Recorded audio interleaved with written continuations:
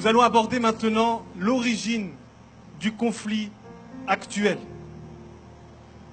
Aujourd'hui, la RDC connaît une guerre avec pas moins de 12 millions de morts en 20 ans, soit plus de 5,5 fois la population de Paris.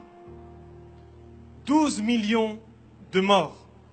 À l'origine, la communauté internationale avait demandé au Congo d'accueillir plusieurs vagues de réfugiés des pays voisins, notamment des milliers de Rwandais qui fuyaient le génocide du Rwanda en 1994.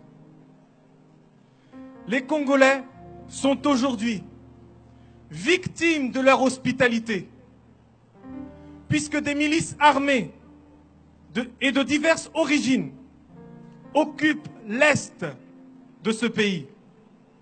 Elles chassent les populations autochtones de leurs terres pour les remplacer par d'autres. Ces groupes armés sèment la terreur, commettent massacres, viols et pillages en toute impunité.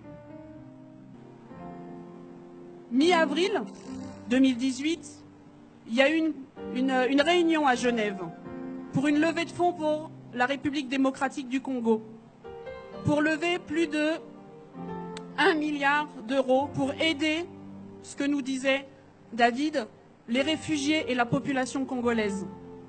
En 16 ans, rien n'a changé, tout a empiré.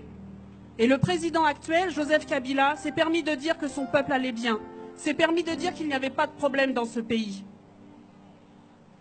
Je vais vous dire quelque chose. Qui a un téléphone?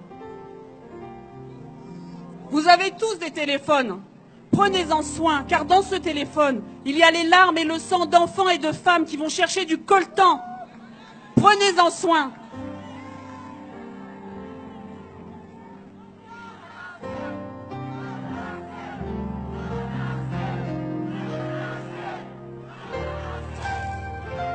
Oui, c'est vrai, il y en a assez.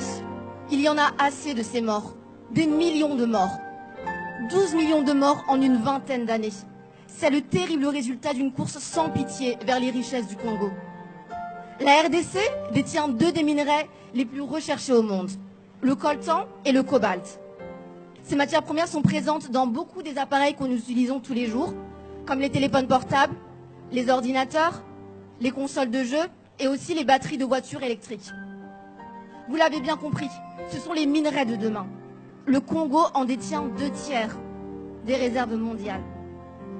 Leur exploitation est faite dans des conditions terribles, qui incluent le travail des enfants, le non-respect des consignes de sécurité les plus élémentaires. Et pour obtenir ces minerais, les milices armées tuent, pillent, violent, massacrent la population.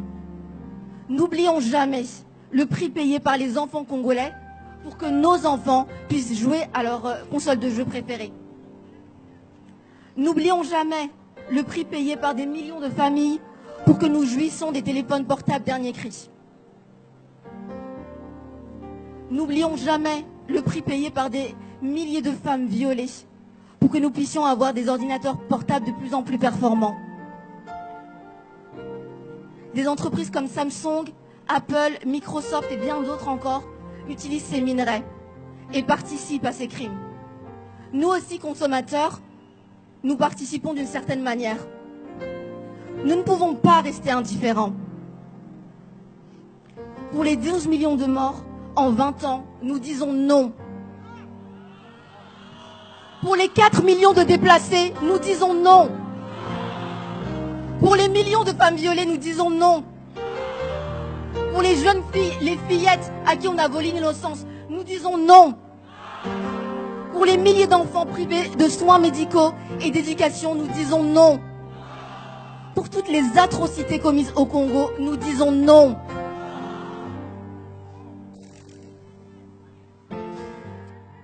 Qui est ton prochain? Qui est mon prochain?